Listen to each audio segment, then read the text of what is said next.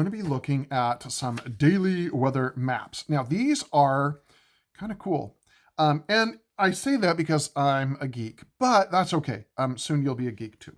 So they're made by NOAA, and they are our daily weather maps. It's the National Weather Service. Apparently, they're international symbols.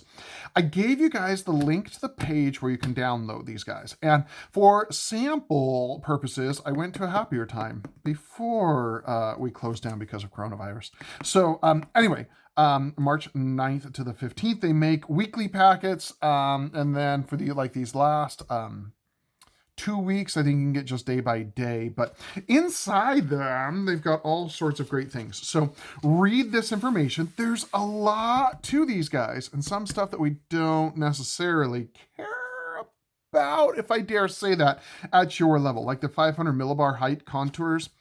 Fascinating stuff, but not what we need to worry about. So anyway, read that. That's good stuff. And then let's take a look at these guys. There are weather symbols all over the place, and we're going to learn to read these. Now, I don't recommend printing. If you have a screen that you can zoom into, that will make your life a little bit easier.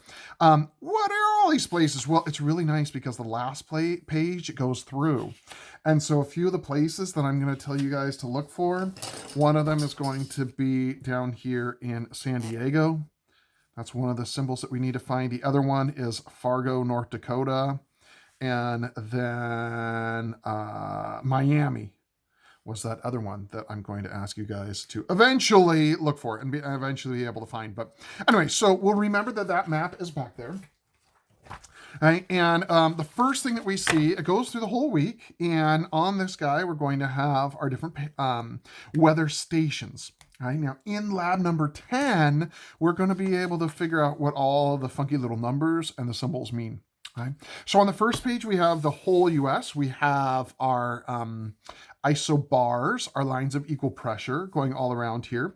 We have our high pressure systems. We have our low pressure systems, highs and lows. And lows, ooh, look at, and then we start to see different fronts going across. Right? Now, in the lab, I go through and talk about these. I'll also provide a little video, but all of these little guys that go through, they're going to be showing us our different fronts. And when they have the jagged little teeth on them, all going the same direction, that's a cold front.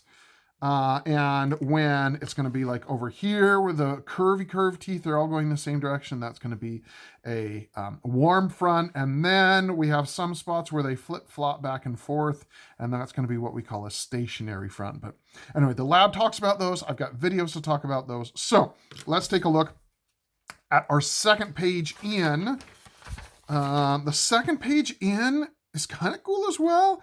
The millibar heights, not really necessary. So this page here, there really isn't too much in the lab right now that you need to work on with this guy. But I did want to show you guys some of the other cool things that it has. So we have our 500 millibar altitude. So important. But if you really care, if you want to be a meteorologist someday, then you do.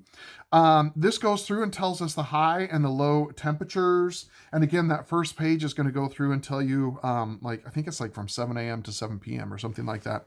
And then this guy goes through, and this is going to be all of the areas that are getting precipitation and the amounts, 0.07 inches. One thing about these guys, although a scientist, we like to think that we work a lot with the metric system, most of the information is going to be in our standard units. So it's degrees, Fahrenheit, and inches. And pressure, however, is going to be in millibars, which is metric.